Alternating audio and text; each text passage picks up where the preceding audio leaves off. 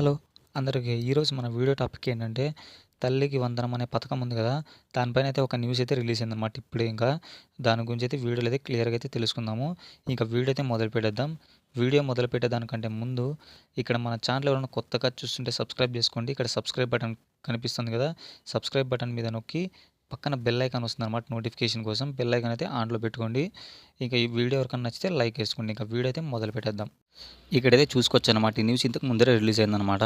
తల్లికి వందనం పథకంపై ప్రభుత్వం ప్రకటన అయితే రిలీజ్ అయింది.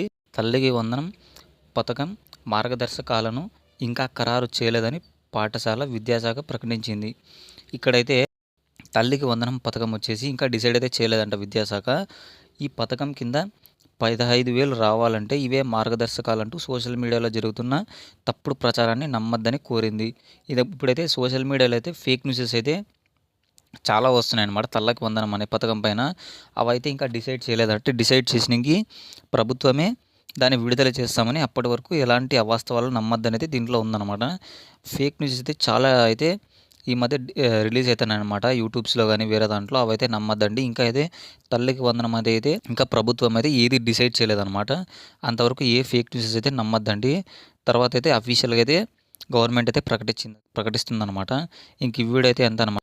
మన ఛానల్ చాలా మంది చూస్తున్నారు కానీ సబ్స్క్రైబ్ చేసుకోవట్లేదు. సబ్స్క్రైబ్ చేసుకోండి. ఇంకొక మంచి వీడియో అయితే మీ ముందుకైతే వచ్చేస్తాను. అందరికీ బాయ్.